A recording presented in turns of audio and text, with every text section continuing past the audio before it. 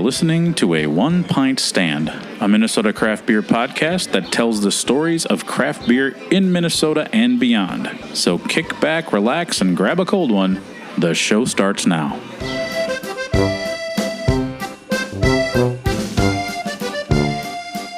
Hello, my name is Dan Bobian, and I write, produce, and host a One Pint Stand.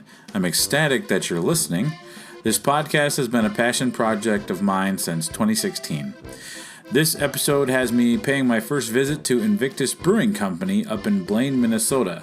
And if you listen to part one, you know that we got into so many topics that we decided to make it a two-part interview. So this is the second part of my interview with Nate, where the focus is mostly on Invictus Brewing and what they do and how they came to be. The second half of the interview, we were lucky enough to be joined by Previn Solberg, the owner of Invictus, and he jumped into the conversation. He was off at a meeting, and we were happy that he was able to join for the tail end. So let's head out to Invictus Brewing Company for part two of my interview with Nate and Previn. Cheers. We're back again. This is an on-location episode of a One Pint Stand. I'm up here at Invictus Brewing Company, talking with Nate, the man of many talents, many roles in the beer industry. We talked in the first segment about his beer journey, what got him to this place, his role on the Minnesota Craft Brewers Guild, and I want to hyper-focus on where we're at. Invictus Brewing. So, Nate, if you would be so kind as, for someone like myself, this is my first time here. Mm-hmm. What is the identity of Invictus Brewing, and how does it fit into the Minnesota craft beer landscape? Well, so I think that like every brewery, we kind of mentioned it before, but everybody needs to have their own kind of mission statement and like ideals and theme to it. We've got two things that go for us that I think, anyways, and that we're trying to, I don't want to say capitalize on, but that we really want to be known for. And one of them is the fact that we are across the street from the National Sports Center. We do really lean on the fact that we are a family, like suburban, like we built this place with the idea of, I'm going to go drop my kids off, I'm going to kick them to the curb, and I'm going to go grab a beer now. Yeah. Right? So, like, we want to be sports-centric. We want to be as tied to that as possible. We've got the TV screens here, that's fine, but we tune everything into like the local things that are going on, so that way if there's like a curling match that goes down the road, you can watch the local curling match. That I used to be a part of the league down there. That was a different lifetime, dad stuff now, but you can watch like the kids sports that are going on, or you can watch the local stuff that's going on. So we want to be known for that. We want you to feel comfortable bringing your family and your dog, and like coming here and not having to feel like this is necessarily an adult environment. I mean, it is. There's alcohol being served. Sure. But, like, we've got the Tipsy Steer, and they do such a great job of having a tailor-made menu where you can get food that you like, but your kids are also going to feel pretty excited about. Their goofy-ass milkshake thing, like, I did Sober October and Dry January several times in a row, and that was my calorie replacement. It's going to kill you in your waistline, but, like, people love it, Okay. So, I see it. Oh, my God. So we want you to feel comfortable bringing your family here. Yeah. And the other mission statement that we do have that I do lean in pretty heavily is the sustainability effort that we have. So, like, the majority of this building that we're in, we built this from the ground up. This is not a pre-existing building. This is our building. Okay.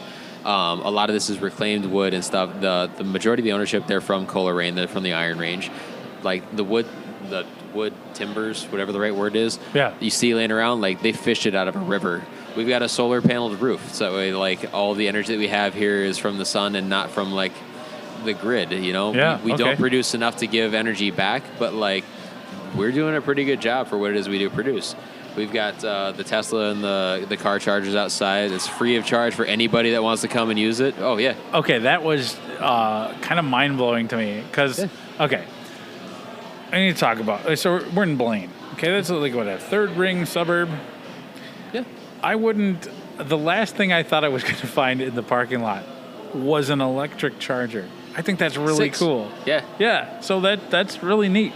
Yep. That's really cool. And like it's non-discriminatory either. I mean, like if you want to be a customer who comes by and like uses it, that's great. But if you just need the charge, I mean, like I had a Volkswagen ID4 for like 2 years, with like a 300-mile range, and like I learned what it's like driving an electric car. It's kind of difficult. Like you have to plan stuff out. If you're like, if you're the windshield kind of driver that I am, where you're kind of going everywhere all the time, like finding a spot like this is kind of rare right now. Like Minnesota's not built to be the best electric car state yet. Right. I think we will be. Like we have the potential to be. Well, we need chargers everywhere because once it's cold, that's going to drain the batteries. The range faster, drops so much, and people don't talk God. about that. But it's like I have a friend who's like he's gaga for electric vehicles. I'm like, dude, what happens when it's negative 30? You're stuck at home. Right, exactly. Yeah. So like, we need that infrastructure, and like you said, it'll get there. But like I thought I was like, wow, they've got an electric charging station. That's pretty cool. Absolutely. So, we've got stuff like that. I mean, we've got kind of the normal stuff you see at most breweries where, like, all of the used grain goes back to the local farmer. And we got, like, a pack tech program because if anybody knows, the pack techs, the things that hold your cans together at a liquor store, they're not really that recyclable. They have to go to a very special facility so that way it gets taken care of. Like, you can come over here, you get a discount on your beer if you drop them off. Like, we want to be as well known as being environmentally friendly and sustainable as possible. Yeah, which I think it's really important, especially, with things that change, conserving certain resources that we always thought will be there. And it's like different places in the country are finding out, like, okay, if you're going to have a brewery, use a lot of water. Well, fresh water, like that's not something that theoretically will always be there like we thought it would. So like taking those little steps to kind of, figure out how you can conserve and do the best that you can, I think is really important. So, reduce our footprint as much as possible. I applaud you all for doing that. That's cool. I wish more breweries would think about that more. This place started 5 years ago? Yeah, so what is it? It's 2023 now. Yeah, we started in 2018. I want to say it was in May, but don't quote me on that. Yeah, so we're 5 years deep. We just had our anniversary not too long ago, and it's been a ride. We went from being just a few tanks in a space to all of our production ability is completely capped out. We're at capacity. Say, when I got here, you took me back in the brew house. You have maximized all the. I mean, if you also wanted to open up a secondary business as teaching people how to pack a suitcase for a trip, I think you might be able to do that because you guys have utilized every single square inch of the space back there. At least it looks like. That might be from the brewery, but also from the military stuff. I'm really good at packing a suitcase. There you go. Yeah. So talk to me about. Well, I want to. Okay, we're gonna. If you don't mind, just like my little small segue here, transition. So on that idea of and just my promotion of Invictus stuff and whatnot. People who can't or don't like drinking beer. Yeah. So we've been working really hard over the past 3 years to diversify our portfolio to be as accommodating as possible. One brand that I have that we don't really market a lot of that I really think we should and that ultimately does fall on me is we have something called Apple Shine. Do you know what that is? Is it moonshine made with apples? See? Yeah. No, it's not. Oh, okay. So it's a graph. You know what a graph is? Oh, yeah. So it's like a graph is... A graph is a cider beer hybrid. That's right. Now, what are the percentages on that? So the percentages can kind of be whatever you want to be, but it's got to be at least 51% fermentable sugars from grain. Okay. As long as you have at least that, and then the rest of it can be, however you want to arrange that. Okay. But 51 is the bare minimum for fermentables from grain. So we've had our Apple Shine, which I'm calling our hard cider ale, for the past 3 years or so. I'm more than happy to pour you a glass or a sample. Yeah, I would love it. to try it. We use dextrose for it. Okay. We do it essentially the exact same way that Sociable Cider Works does, where if you know it or not, Sociable Cider Works doesn't make cider; they make graphs. Yeah. Okay. Yep. All right, that makes sense. And they do a great job of it, but it's technically still beer. And so, I don't have a cidery license. We don't have our cidery license here at Invictus, so we have to work with what we have. Yeah. And so we have this cider-esque byproduct that we've been selling for 3 years that is gluten-free, that is essentially apple juice and sugar. Okay. That's fermented. Huh. apple juice and kind of like a light rum or a light vodka, or how you want to look at it. Yeah. And it's unique. It's really, really cool. I'm super proud of it. That's out of all the things. I mean, I'm proud of all the beers that we make. The majority of them. Yeah. But the brewers weren't super stoked when we pitched this idea, and they gave it a go, and they took something and they knocked it out of the park. Like the different varietals and variations we have of this turned out really, really killer. Yeah. And so appealing to that audience that's, when they come in here and they say, I don't drink beer, I'm like, well, we have, with Eric What's Around It, we have a cider. Yeah. Grab a I think cider. that's really cool. And because you do, in this day and age, you really do need to be nimble and be able to have like a variety of different things. And I think the breweries that struggle are the ones that dig their heels in the ground. It's like, no, we're a brewery. We're going to have this. It's like, okay, you can have your pride, or you can have financial viability in the long term. I mean, I can be stubborn about some things, but like, I do appreciate because the beer culture is communal. You don't want to have a situation where people can't come into your space because they don't feel it's for them. Yep. I mean, I could go on and on. Just like, I mean, it's for beverages to drink. It's for like, as a person of color, I don't always feel comfortable in a space when I walk in and see nobody else that looks like me in a space, and it's like that can be very alienating. And so, like, I think in the spirit of inclusion, to have a variety of different things that everybody can have it just makes sense. Oh yeah. So I'm excited to try a little pour of that the apple shine. It's called Apple Shine. I didn't come up with a name it's a little misleading because I can see how you get like the moonshine aspect to it, but the idea behind it a little bit is that we could not fortify it, but like we could make it a little bit stronger one of these days and have like the imperial version where it's like really appropriate, where you're like, oh, apple shine at 9-10%, like this seems about right. Yeah, that's cool. But yeah, they turned out great. So yeah, I'll more than happily this. We've got a semi-dry, we've got a green apple, we've got a guava. The guava is super sick. Ooh. And then the guys, they just put in. I'm going to take credit for it. Fuck them. I wanted a starfruit hard cider. Oh, okay. And so they put a bunch of starfruit into a hard cider yesterday in the tank. And so we're waiting for that to ferment out and see how that goes. Okay, that'll be good. So I want to talk, I mean, obviously we want to talk about a lot of the different beers, but one beer I want to talk about in particular is the Amber Ale, which I had earlier.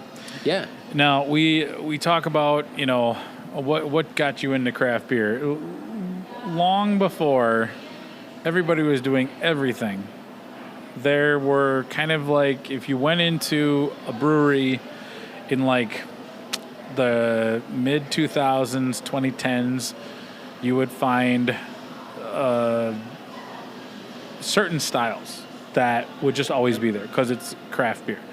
Amber Ale, Pale Ale, Brown Ale, IPA, Porter, Stout, go down the line. As in the advent of like this, I'm going to call it untapped culture. People are going to beer people culture. Beer people culture, untapped culture. This idea that, if you want to be a successful brewery, you got to brew the hype brewery styles, the hype beer styles, the hazy IPAs. You have to have like, kettle sours, fruit, pastry stouts, all those things because they're very popular with a segment of the population. I'm not gonna estimate what the actual percentage is, but they certainly are a loud percentage of the craft beer drinking culture. All right. Yeah. And I feel like loudest doesn't mean the biggest, unfortunately. Right. Yeah. Exactly. Sometimes it's the squeakiest wheel gets the grease. The beer I drank today, the Amber Ale, which won an award at the Minnesota Brewers Cup. Yeah. For Invictus. Number one best amber in Minnesota, apparently. Yeah. And I tasted it, and I will say that the judges were right. It is a very stellar example of that style. I loved that it was very balanced, very roasty. The aroma was just killer. But it's like amber ales are like it's the least sexy style you can put out there, and there's a problem with that because I think in anything, if you forget where you came from, if you forget your roots, you're going to eventually get lost. And I think that there's like, how many beers do you all have on tap here? 24. Okay, 24. That's a lot. That's a lot of beers. 24 like full taps. Yep. Between beer, cider, seltzer. Correct. 24 things. So of those, if you're a brewery with 24 taps, you should be able to have hype beer styles, classic beer styles, some seltzers, some THCs, some apple shine. There should be enough space for everybody. And I think it's important that, and I'm happy that you all have an amber ale on, because that is one of the styles that really got a lot of us into craft beer, because it was like, this is a simplistic in nature, but complex and delightful in flavor, aroma, and all those things. And I think there's like a certain artistry to those styles. I'm curious to hear your take. So talk to me about that beer and what that award meant to you all here at Invictus. The award meant way more to me than I thought it was going to, that's for sure.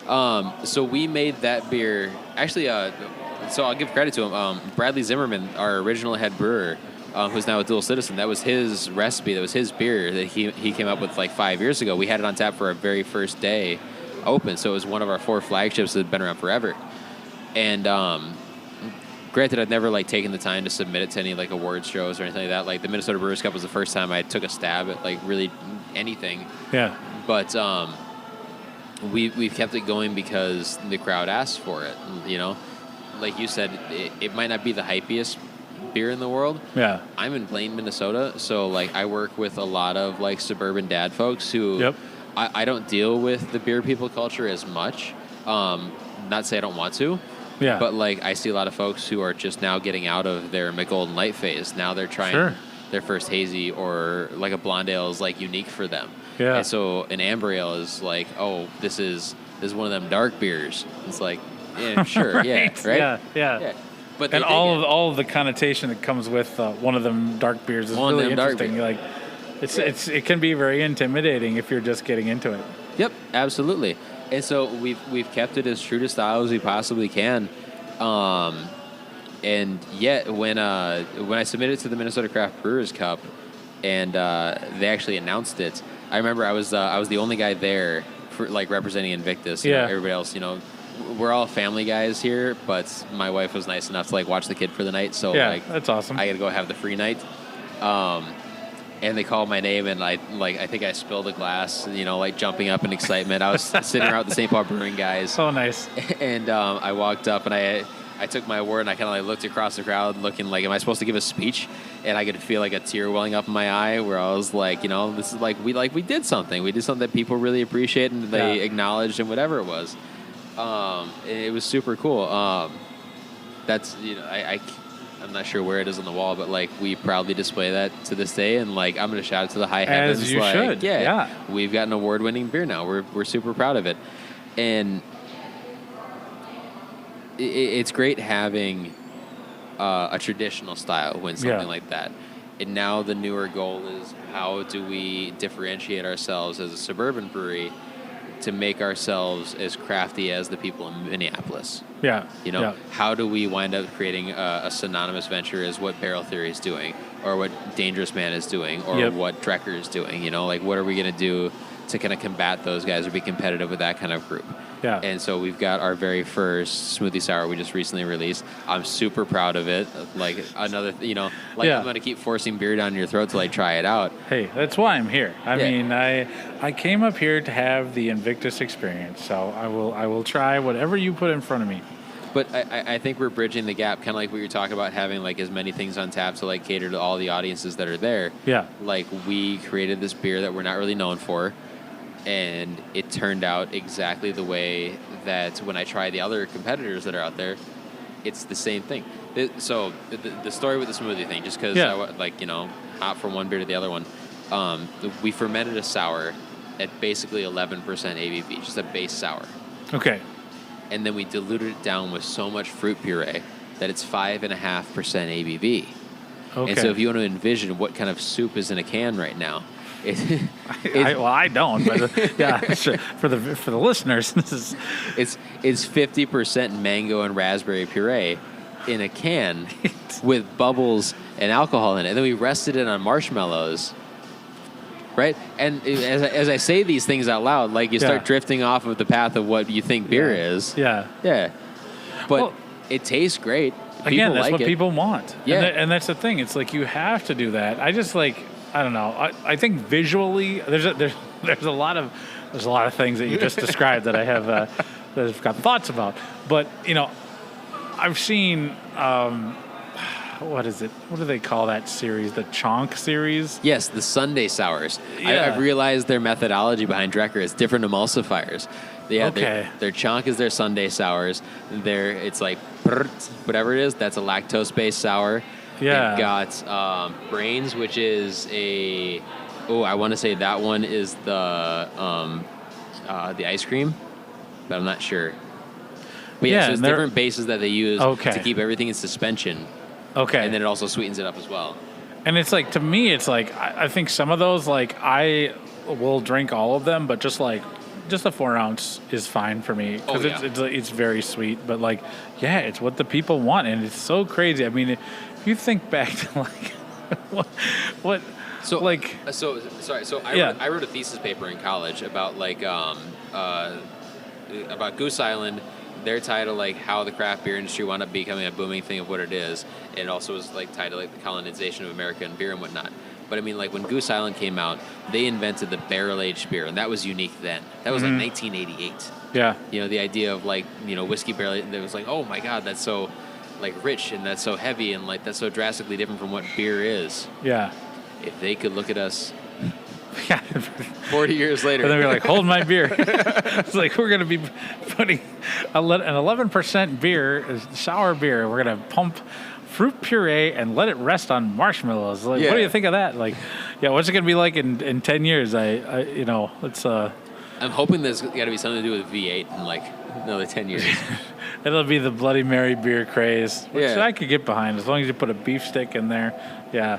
So this new smoothie sour. Yeah, it's very appropriate. Yeah. Okay, and what fruits are in it? The first one that we came out with is mango and raspberry. We're essentially sold out of it. I mean, like, you go to your liquor store, grab it. It's basically gone. It's going to be like the rotating series, kind of like some of the other guys have been doing. Okay. We've got another one that we're putting in the tank like next week, where it's like Minnesota triple berry, where it's like 3 different synonymous with Minnesota berries that we're throwing in there. Okay, so that'd be like what? Blueberries, like gooseberries. What berries are we talking about? If you're at liberty to say. I'm at liberty to say, but I also don't remember. Okay. Well. I remember. So I tried the sample size out, and I remember Paul coming up to me saying these are all like native to Minnesota. So I think this would be a fun idea. Okay. But I can get behind that. That's good. I mean, it's not, and again, like earlier when we were talking before, when you took me out on the patio, you said like there was a thought of this amber ale going away. Yeah.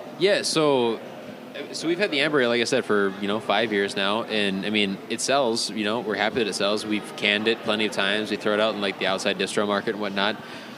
It's definitely not like the leading beer that we have. Sure. It sells enough for us to keep reproducing it. Yeah. But so we had this idea. We did this one-off batch of it through like a pilot system where it was a salted caramel amber ale. Oh yeah. Okay. And so a little bit of saltiness, a little bit of sweets, amber malt backbone to it. It tasted pretty good. I keep saying bastardized beer, but I mean we bastardized a little bit. And it wound up being our number 1 untapped rated beer that we've ever had, which is strange for it being essentially one single keg. I mean, like not a lot of reviews. So if you can imagine 20 people said yes or gave us 5 stars, I guess it stands out. But so we figured that it might be a fun like artisan venture for us where, we change the recipe and we get somebody to drop a cool label and that kind of stuff and, give it a new go. And then we won this award and we're like, or it's good. Or the beer is good. Yeah. I mean, I think you have to have something for everybody, like it comes back. And I'm just really thankful that I was able to try that beer today because it is really good. I would also say like the West Coast IPA I had earlier was pretty tasty as well. And I'm drinking What's the name of this? This is like the lighter. That's the newest thing we just released. It I'm going to call it relatively basic. It's called Invictus Light. The idea with that one is to kind of contest or like fight the AB InBev folks. Yeah, you know. Yeah. Well, and like you said, there's a lot of people up here that are kind of like maybe don't have a ton of craft beer experience, and that can be very intimidating. So starting off at a place of familiarity before you start testing out what else, before you jump into the apple shine or the smoothie sour, this is a familiar thing, kind of a gateway beer to get them into trying some of those Absolutely. other things. Folks can say, I like a local brew. Yeah. Yeah. Yep. And so, I mean, like, if you want to give me feedback, any like tasting notes that you get out of it, but I mean, for me, it's light and crisp, and I don't want to say devoid of flavor, but I mean, like, it's a McGolden Light clone. I mean, it's your Coors Light, your Banquet, it's very easy drinking. It's something for the summer. It's 4.8%, which is a little higher than I thought it was going to be, but I'm content with that. Yeah, I mean, I think anything under 5 is a good summer beer. It's a good happy hour beer. You can sit around and drink this all night long and still be like good, because I think sometimes it's like breweries do a really good job of hiding ABV sometimes in their styles. It's like, wow, this packs a punch. So having a lighter option. I mean, I'm still clinging on to like early 40s, but I'm 44 now, so I'm like in my mid 40s. So like, as I get older, I like a 4.5-5% beer because just, I'm not a spring chicken anymore. But I do like to drink. I like to sit down with friends, and just like, so when breweries have plentiful options of like lower octane beers, I really appreciate that. And I think that's where, as I've traveled over the last couple of years, that's where a lot of the breweries I think the drinkers want like lower ABV, but still a considerable amount of flavor. I'll say flavorful and like well put together. A quality beverage that doesn't necessarily knock you on your ass. Yeah. That's me personally. I go through like waves throughout the seasons where like the winter, I know for a fact that I gain weight because like I'm drinking big, bold beers the entire time. The porters and the stouts, baby. Bro. Yes. Yeah. Porters and the stouts, I'll go Imperial IPAs. Lupulin does such a great job that I'm going to drink anything that they pump out. Oh, yeah. I'll drink the big beers, and then once it hits 90 degrees outside, I want like 3.5. And if you make a Mexican lager, Indeed's Mexican Honey Light, perfect. That goes down great. Even not Minnesota, but Dogfish Head's Sea Quench. Oh, yeah. Bro. That is so good. A little touch of tartness, a little bit of saltiness. Yeah. Great for the summertime, and I can crush like 12 of them. Now, you mentioned Lupulin. Who would you like to give a shout out? Who are some of the other breweries in the industry that have kind of like been really good beer neighbors for you all up here in Invictus? Or like, who's been, helpful in giving you advice or just like feedback on things? So like great folks in the industry that I met. I mean, I've met a little bit of everybody at this point, I like to think, but I mean, Julie over at Urban Growler, if you ever met her, she's like one of their original salespeople. Yep. I remember years ago, I went to my very first Craft Brewers Guild social on a Monday. Yeah. I was like 3 weeks into the industry, and she grabbed me by my hand like a lost puppy, and she walked me around and introduced me to everybody. That's awesome. She got me to know some folks. He's not in the industry anymore, but Andy Pops from he was such a great guy. I think anybody who's ever met him would say the same thing. And he fellow East Sider. Yeah. Yeah. I've run into him numerous times over at Cadence Coffee. Yeah, yep. So he's been great. You said Bent Distillery. Bent Distillery gave me a lot of passion for the industry, like right away. I ran into Anthony, who's been their sales director forever, really early on, and him and John Dotseth, who was at Inbound originally, like those are two guys that they carried their brewery name with passion. Yeah. Where like, every single thing that they came out with, they were super excited about. They wanted everybody to try it out. They wanted you to come down to the brewery. I got in my first fist fight at Bent Distillery. Oh, that's yeah, which is a good story to me. Was that on Dark Father Day? It was. Yeah. There we go. I knew it. That's get a really good 10% Imperial Stout. That'll make you They were out Get a there. little, They little- were doing the Bach, like toasting it with the Oh the yeah, iron the rod. poking. Yeah. Yep. I remember we were outside. I was there with a bunch of work people. We were drinking the toasted dark fava, and my boss at the time was a little too hammered. He had accused me of some stuff that it was tough to like understand that he was accusing me of anything because he wasn't really speaking English. But as I turned to look to my friends, my compatriots, all of a sudden I got a neck punch out of the blue, and I dropped my beer glass, and I kind of in shock looked down. I was like, okay, I lost my beer. I looked back up, and then there was Anthony and Bartley on the patio, and they were like, well, you're supposed to hit him back. Wow, And then I took a swing. Yeah. that's hilarious. So that's a story of my life. But yeah, Bedford Distillery. So not necessarily for the fight stuff, but I mean, like, even now, like Bartley and Anthony and Kristen and the folks that work there, like every time they come out with something new, like they're stoked about it. You Yeah. know? Like sometimes there are breweries that are out there that make things that they're not really excited about, and like it's like, yeah, we made another beer, and you know, it's here for the people, whatever it is. But every time they come up with something, they're like, "Did you try our Nigerian stout?" Yeah, I'm like, "What does Nigerian mean?" And they're like, Yeah. "We don't know." give it a try. Yeah. I think it's important to have like really a lot of passion for what you do, and you can tell. I mean, there's 200 plus breweries in the state of Minnesota, and you can tell the ones that really don't care. Like, Oh yeah. and to me, it's like, I mean, running a brewery is really hard. It's really hard. You have to make a lot of personal sacrifices to do it well, and it's like, Yeah. I don't understand the breweries that just, okay, they kind of feel like, yeah, we're going to put beer out there. We know people are going to drink it, so we don't need to care. I'm like, that's not true. You need, now that there's 200 some, you You got to need be unique. You have need to to have give a lot some of care quality. to it, you know, Yeah. and because there's so many choices now, and there's Yep. so many other places to go. Now you're all unique in the sense that since Hammerheart is no longer has their tap room, you're kind of a little bit kind of on an island out here.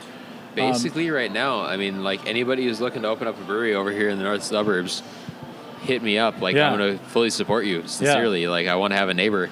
Yeah, Hammerheart was the closest thing to us for the longest time. And now that Nate and Austin are on their next adventure, I think they're opening up in Ely. I don't know what their plan is. Yeah, It's- that's the plan. I think Yeah. the facility, the production facility, that's where it's going to be. Yeah. Ely, I- Minnesota. I hope it works out. But now that they're not around, you know, like the destination vibe is a little more difficult. That's the closest brewery to me. We were talking about earlier. I think it's Yeah. Alloy. Yeah. But I mean, there's Alloy, there's Elm Creek over in Champlin, but Champlin's not super close. There's Yeah. Omni's over in Maple Grove, but that's also Yep. a bit of a hike. Yeah. Heavy rotation. It's over Hev- there. Yeah. 10Ks I love in 10K. Anoka. You know, Yeah, that's, but the same thing. Yeah, like everything is kind of sporadically Yeah. placed out there where it's like it's a town-centric brewery. And so, Yeah. you know, we don't have anybody that's like a hardcore neighbor to us. And so, Yeah. you know, we'd love to have somebody else come in and like create a destination out of Blaine. Yeah. So you obviously being a central part of like, you know, having the location that you do, you must get a lot of locals. You must yeah. have a lot of regulars. If we asked a regular, what would they? If we asked a regular, what do you love about Invictus? What do you think they'd say? If you asked a regular what they would say about us, I would say the folks that have been here since day one, the folks that keep coming back, they're going to enjoy and like tout on about the fact that we're a small team. And by that I mean like, so I'm the vice president. I do all the outside sales and distro and that kind of stuff. Our president and CEO, Previn, he's here basically every single day. Our head brewer, Paul, he's here every day as well. And between those two guys, they are constantly like walking the floor. They check in on people that are here, like at the bar, and especially Paul. Like if he's got something new in the works, like whether it's done or not, like he will bug anybody who's willing to listen to him, saying like, "What do you think about this? Yeah. You know, we've got this new coffee porter that we think it's good, like conceptually going to be a good idea. Do you like it? Do you not like it?" And like he gauges public opinion, just like who's ever right in front of him. And so I think that there's like this personal touch that we have where like we engage with all the folks that are here pretty much all the time. It's so important. Yeah, you get to meet the head brewer basically any day that you're here. And like he's more than happy to walk you around in the back and like talk to you about the process and all that kind of stuff. Yeah. And that doesn't always happen. I think a lot of times, like, you know, the brewers, they're a fair number of them. I gotta choose my words carefully here, but a fair number of them, very scientific minded. You know, they're relatively antisocial. Yes. Like, okay. Yeah, they do their artistry in the background. Yep. They're proud of the work that they do, but they're not really the outgoing folks that like we hire out for to go and be the face of stuff. You know? Right. Like right. it's, hey, these people made the thing, but somebody else can go and talk about it. Yeah, and so I think for a lot of them, like to come out and have that conversation with somebody, that takes a lot out of them. But like, I'm always appreciative of it because it's like I love to give feedback. And if a brewer is interested, I remember early on, I think one of the first articles I ever wrote was on Tin Whiskers, and I was there on a Friday night, and I just assumed like nobody remotely involved with the brewing process would still be there. But yet Derek Brown was still there. Yeah, he was there, and he came up. He's like, "How are you liking the beers?" And I was like taking notes on a flight. And I was like, really good. Like, I'm like happy. And I'm like, do you mind if I ask you a couple of questions? He's like, oh no, anytime you see me in here, feel free to bend my ear. And I thought that spoke a lot about just his passion for it. The fact that like, you know, he's there late at night. This is probably like 8:30 or 9 at night. And, you know, he wanted to have a conversation. He didn't know me. He didn't like, but like if you're willing to have the conversation with anybody in your tap room about your beers and you want that feedback, I think that shows a level of care and a level of investment in your product. And as I've gotten to know Derek over the years, he's just a nice guy and just like I think that's cool. Another one, Aaron over at Arbiter is always there, and he's always like the Arbiter folks. Oh, you gotta go. You gotta go there. It's a wonderful spot. The beers are sensational, but like you always see Aaron there, and if he's there, he'll talk with you. I think he likes to talk about beer with other people who are interested, but I also think he's just genuinely concerned. Like he cares. Are you liking it? Do you like this style? What do you like about it? Like, whereas some people like they clock in the morning, brew their stuff, and clock out, and I'm not gonna fault that, but like. It adds a level from a craft beer geek perspective. If you see the person in the back brewing and they come out and talk to you, that's pretty cool. From just a beer nerd. When it's thing. such a social product that's being made that like, you know, everybody talks about it on their own accord, and you know, like we've got forums and we've got apps and we've got all that kind of stuff. To have somebody who wants to walk out saying like the shit that I made, or not. Either way, you know, that personal connection is important. Yeah, I mean, like, I've been around a little bit of everywhere in the United States at this point, and, like, kind of like you said, I will stop by probably more breweries than I should. You know, like, that's part of the thing. It's part of the touring experience. Well, you know, like, my liver says otherwise, and my doctor says otherwise, but, you know, when you walk into, I don't know, name a place, Pegasus Brewing in Dallas, Texas, you know, if it's like a Friday night and you don't expect to talk to anybody, but you're like, hey, so my name's Nate and I'm with Invictus Brewing Company in Blaine, but I'm here for like the night. And they're like, really? You're from another brewery?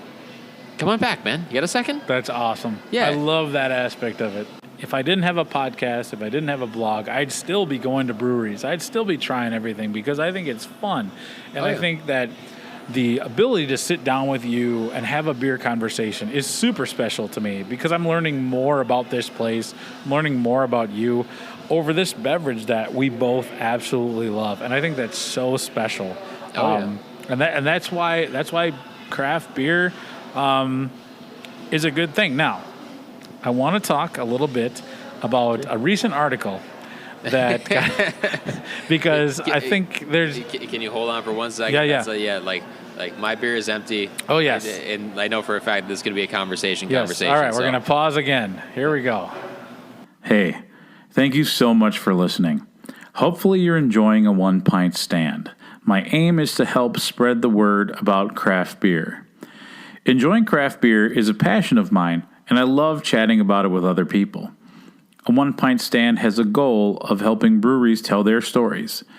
I love to get out in and beyond Minnesota to visit breweries, beer bars, and meet other interesting beer people. If you are also into those things, you probably want to keep tabs on the show. So go ahead and follow A One Pint Stand on Instagram, Facebook, and Twitter. We would also appreciate any and all positive reviews on Spotify and iTunes to help make it easier for other craft beer listeners to find us. If you like reading about craft beer, I started my own blog, and all of my writing can be found at aonepintstand.com. After 8 years of writing as editor-in-chief at Beer Pluma, it was time for me to start my own blog. So make sure you check out the blog for some interesting craft beer content of the written variety. I truly appreciate you listening and taking time to enjoy our stories. Now, back to the show.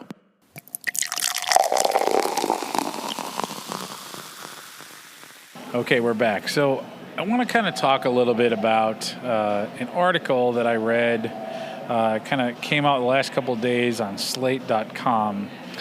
And the gist of it was kind of talking about a number of factors complicating the,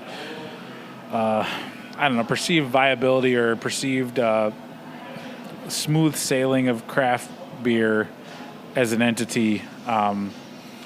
They cited a lot of factors, people being more selective about what they drink, people gravitating towards things that are, I can't remember the phrase they used, but beyond beer or alternatives to beer.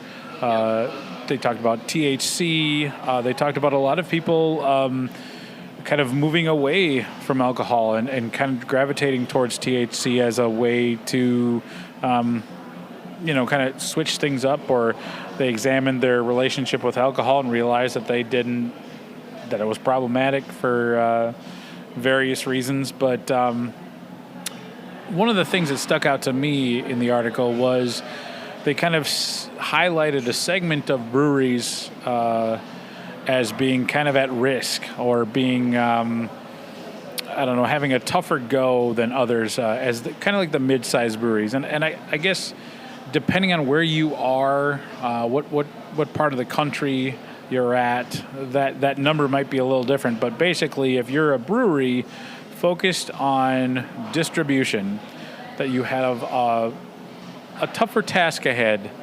And as I read that article, I was kind of thinking, well, okay, I understand some of this, but I also think that there's, for a lot of the things that we've already talked about, if you're a brewery and you have the space and the wherewithal to diversify what you're pouring, you can throw on a couple lines of THC, or you can throw on a couple lines of hard seltzer and still be able to kind of weather the storm. So, and I want to bring Previn into the conversation, because he just got back from the road.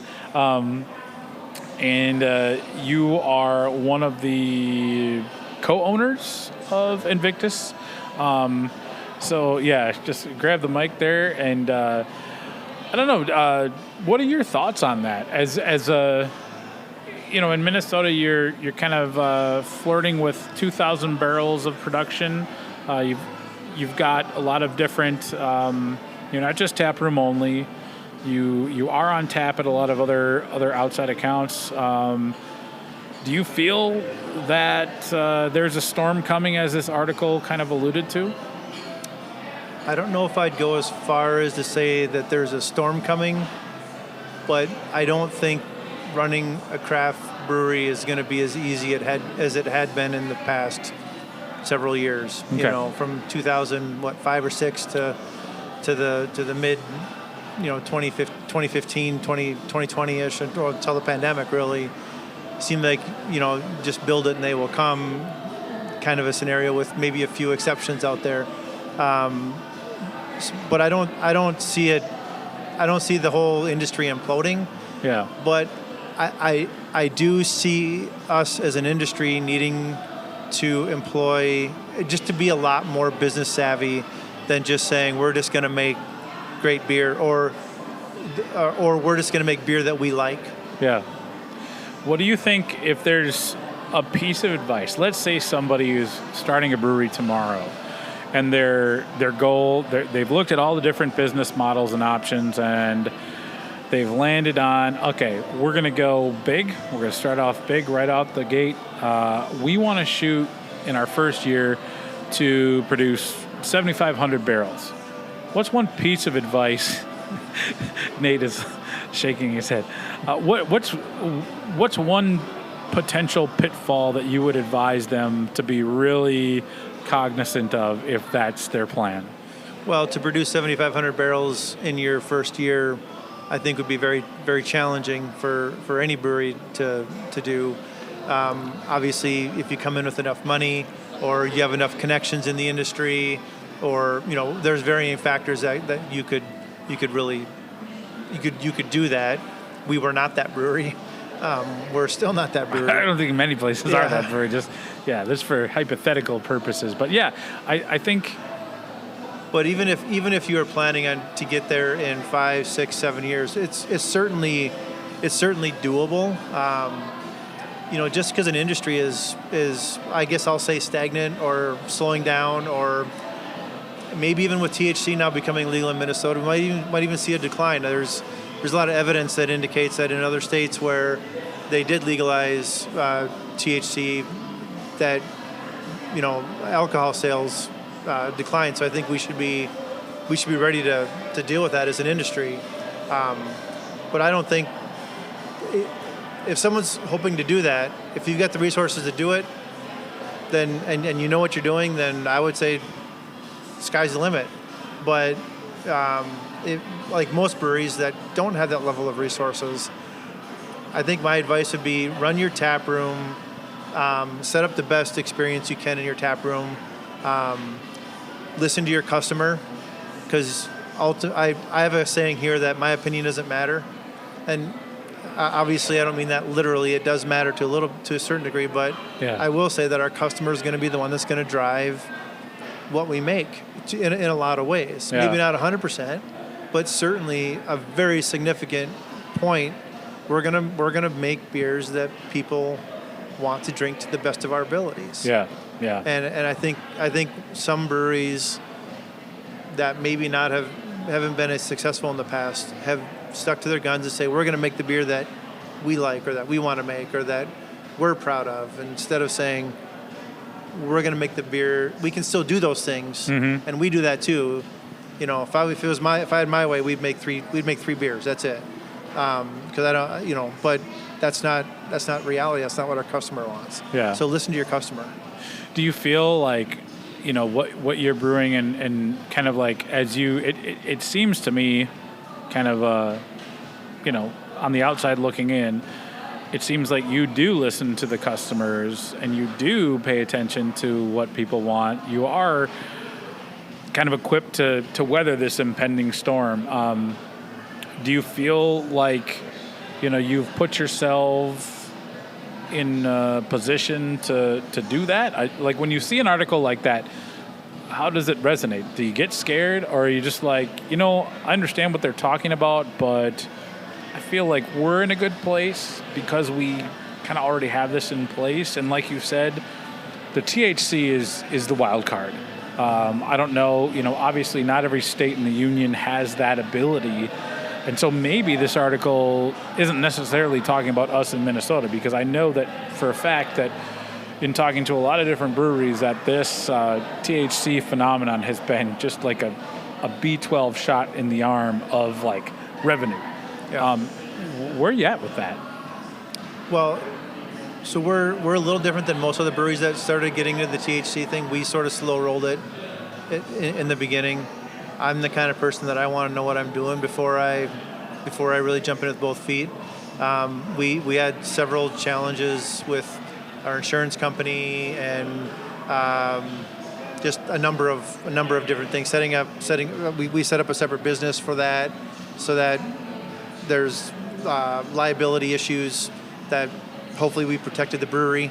That's where all of our money is in the brewery. We didn't put anything into very little into the THC company as a whole.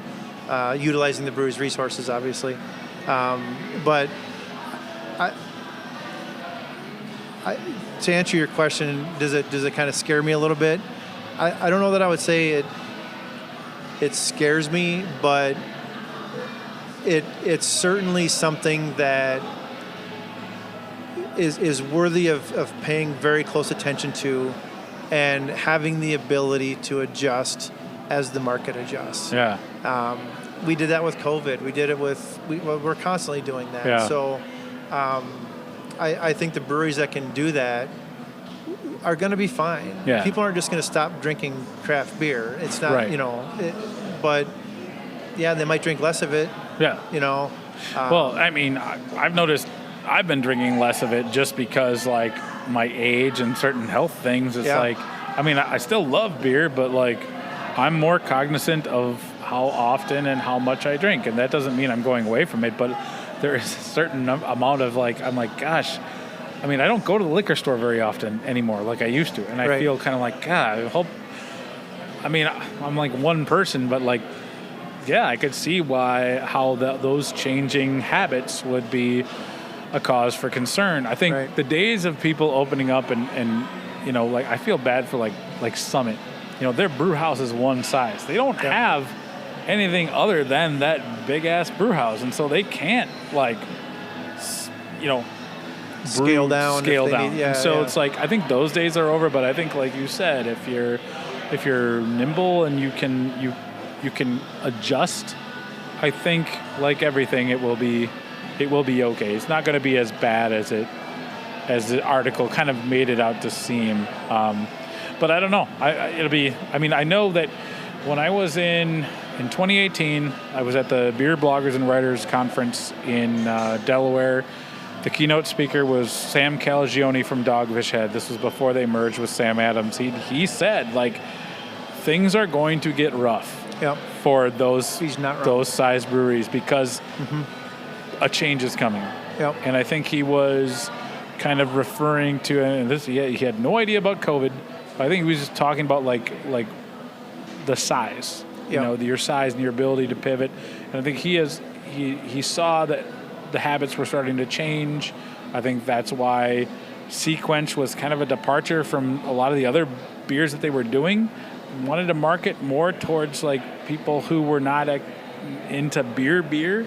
And he was right on. So, but I think like industries evolve, and I think craft beer is not immune to having to like roll with the punches. And I think if you're of a certain size, it's really easy, And if you're bigger, it's a lot harder because you've got a lot of your resources tied up in debt and equipment that you thought, okay, when we started, this looked like this would track, and so that will be the struggle. I hope that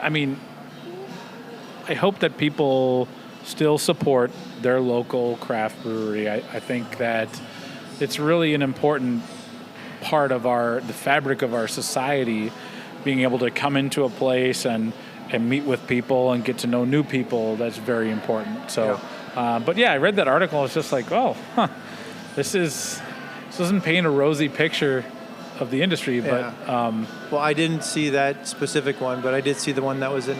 Is it the same one that was in Axios? Okay, I did read that one. I don't think I would paint a gloom and doom picture. Yeah, but I would say that I think the industry is going to need to shift to being a business first and a craft beer aficionado, or whatever you want to call it, where you say only want to make the beers I want to make. Yeah. You got to understand that you're a business first. That and I'm not trying to say be greedy or anything like that, but if your numbers are negative, you have to if your income is negative, you can only make it so long, Yeah. So the fact that this is a business and a for-profit industry, that's got to play a factor in the decisions that you make. Yeah. And it doesn't mean you have to compromise your values. Right. Just because you got to make the numbers work doesn't mean that your values need to be compromised. I think it's more of a how do you monetize the values that that you want to convey, you know, and stay true to who you are, while at the same time maybe understanding that it might force you to do a few things that you don't necessarily want to do, but you have to do. Yeah. To afford you the resources to do the things you want to do. Yep. Not every brewery can make every style of beer. We've never really dabbled in lagers. Just because we just haven't had time to make one. It just takes so much longer, you know. A long time. So we're turning beers all the time, and we're just trying to keep up with what we got going on right now. But yeah, I mean, adjust to the market and decide who you want to be, but at the same time, make sure that you can have a plan to monetize whatever that is, because that will be relevant. Yeah, it is relevant. It's always been relevant. Yeah. So, well, that's interesting. Yeah, I thought that'd be just kind of an interesting talker. Nate, thoughts? My whole perspective on it is it forces all of us to have to get creative. You know, like if you're in this industry, you need to have the ability to be innovative with the things that you do. You know, turn your head on a swivel if you need to, and adjust to the climate that you have to work with. You know, like Previn said, you know, we might not always be passionate about like every single thing that we do, but the things that we feel that we have to do, we're going to do it with the best of intention and to our fullest effect anyways. Yeah. And we're going to do it because we know that it's going to keep our business going and it's going to keep our customers happy. Yeah. So adjust as you need to, and you wind up surviving. Yeah. It's very interesting. I just want to add one thing to what he just said, because you know, we started getting into making ciders and hard seltzers. Yeah, I'm about to give this apple shine a try. Yeah, and we got starting to dabble in the smoothie sour thing right now. And I'll tell you, if you would have told me that we'd be making hard seltzers and I'd actually be excited about it before we opened this brewery, I'd have said you're high on something. But I've changed as a consumer myself. I used to turn my nose up to the hard ciders and hard seltzers and everything.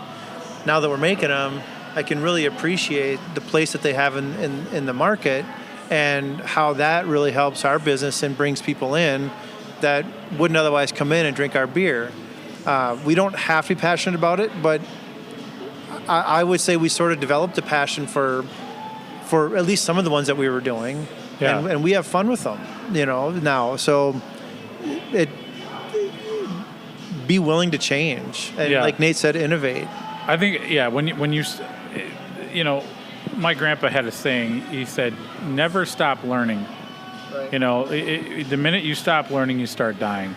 And I think that, like, if you have a company, if you own a business, that is a huge imperative, because, like, if you stop paying attention, then you're going to get forgotten, you know. And so I think that's an important thing. You just need to keep, you know, putting stuff out there that's going to maximize the ability for the most people to come and be in your space as possible, and that's a good thing. You know? Absolutely. Yeah. So what did you think of that? So did you like the cider? You gave her a go. So, I like the goes a lot. I drank that, and then the Static. So is this another of the West Coast? Static. That's our hazy pale ale. I just figured I'd give that a go just because like you didn't get any. It's something for you to try out. Yeah. This was really good. I like how balanced it is. It's got like some juiciness, but also like bitterness, which I like. Yeah. So this the apple shine is good. I was worried about it being too sweet. Sometimes that's like the biggest concern I have with some of the ciders out there. Is I like a dry cider. We hear that a lot. You know, and it's like everybody expects Loon Juice and Angry Orchard. Yeah, and it's like, you know, I went through my Angry Orchard phase, but we all did. I'm not there anymore.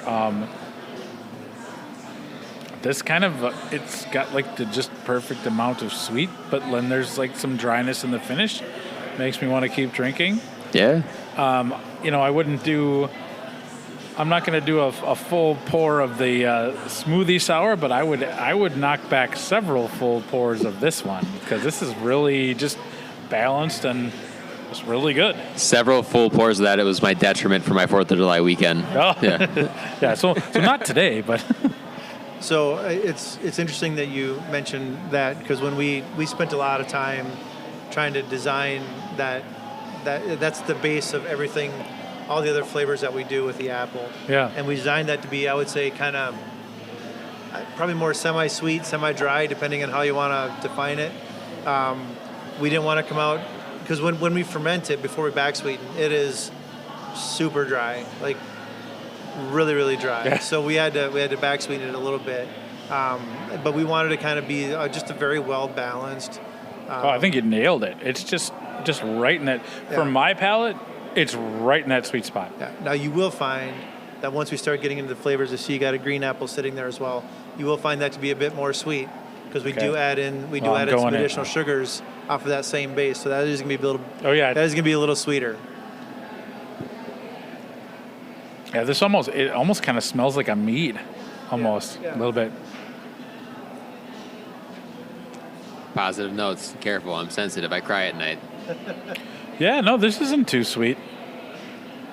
It's kind of like, but I think that the green apple flavor is there too, and so by definition, that's not green apple flavor is not sweet to begin with. But I like, yeah. I think it's got a nice balance of like that little touch of tartness to it. It tastes fresh. It doesn't taste like necessarily fruity. Yeah, but yeah, this is good. Yeah, no, this. They're both really balanced, really good.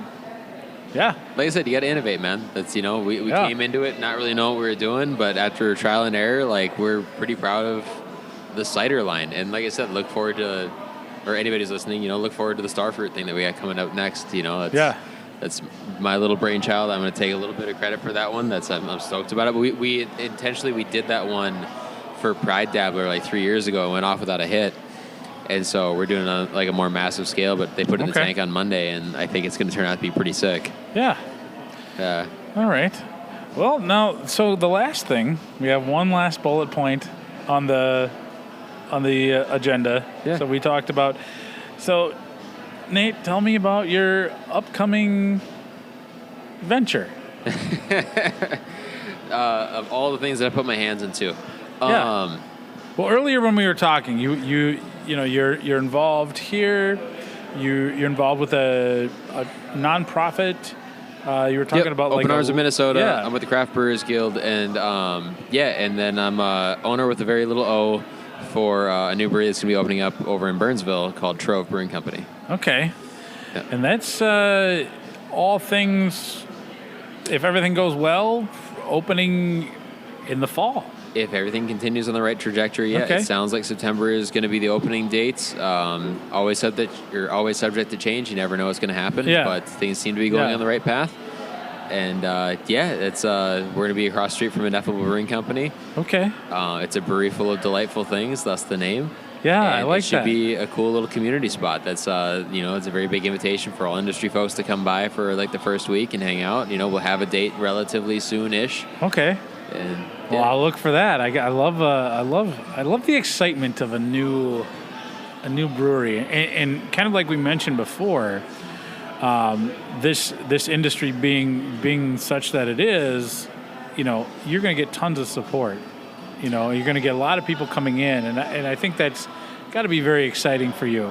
I hope so. I think so. I've shouted this to the high heavens to a lot of folks already, so it's pretty well known, I like to think. But yeah, between like guild stuff and just the amount of brewery people that I met and liquor stores and restaurants and just the customer base that we talk to, it's going to be a cool little South Metro spot that I think will at least have a really good grand opening. Yeah. Well, I think it'll be exciting to see it open and flourish. And if whoever goes down there, you got to check out the bar tops, because I helped the owners make the bar tops. Oh, nice. Now, was that because we were talking earlier that a lot of the wood in here was reclaimed from up in your neck of the woods? Well, actually, my wife's parents' ranch in southwest North Dakota. Okay. We tore down some barns. Okay, out there. cool. My nephew, that we have some high top tables over on the south end of the building that my nephew hauled the logs out of an old dammed up lake that used to be a logging river that my parents have a cabin on up in northern Minnesota. And Okay. my brother had them milled into 4x4s and made the tables. Oh, But nice. a couple of years ago, I got into a hobby of mine was making concrete countertops. So when the guys over at Trove, I don't think their names are released yet. So Don't say any of their I won't names. say the Don't names. say their names. But we did a collaboration with those guys, and so when they were building and stuff, we're giving them some free tips, I guess, on how to do things. But I told them, I said, listen, if you want to save a bunch of money on countertops, we can do these. We can do them in a day. So he's like, really? Can we? I'm like, yeah, we can do it. It's going to cost you significantly less than having a professional do it. And so we poured them in a day, and they look really good. When they were installing them, I wasn't there for install. There's a few chips in them, but for install. But that just creates character. I was going to say, it just gives it able to tell a story. No, but it's always great to share in the success of the industry with other people. So that's what we love about this industry. Well, this has been a wonderful beer chat. I've just enjoyed getting to learn about Invictus, getting to taste through a lot of the beers, Nate, getting to hear your story, and I'm glad, Previn, that you managed to catch us on the tail end and share some of your industry insights. I think those are very valuable.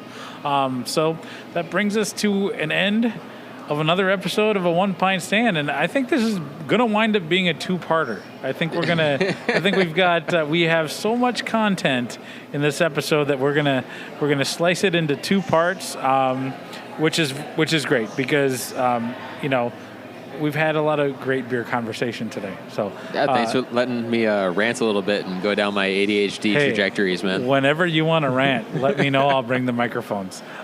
So again, thank you, Nate. Thank you, Previn, for having me up here. This has been another on-location episode of a One Pint Stand at Invictus Brewing. Cheers, guys. Cheers. Well, that is the end of our two-part interview with Nate Schneider of Invictus Brewing Company. I can't thank Nate enough for all the time that he spent with me at Invictus. Between the tour, the beers, and the amazing conversation, I felt extremely at home. It was also nice to meet Previn Solberg, the owner of Invictus, and I'm happy that he was able to join us for the tail end of our conversation. With that, we're at the end of another episode of a One Pint Stand. Now, if you're just finding out about our podcast, thanks for tuning in.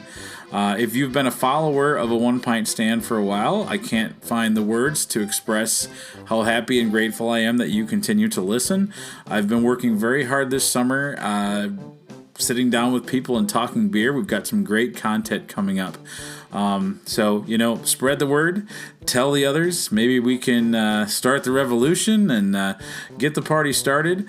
Our next episode will be, is a long time coming, and I sat down with some of the crew over at Arbeiter Brewing Company, Juno Choi, Garth Blomberg, so two of the three owners of Arbeiter, and Aaron Herman, the head brewer. So that was a lot of fun. Make sure to follow One Pint Stand so you don't miss that one. And as I say, see you later. This has been another episode of a One Pint Stand, a Minnesota craft beer podcast where the pants stay on, but the caps come off. Cheers.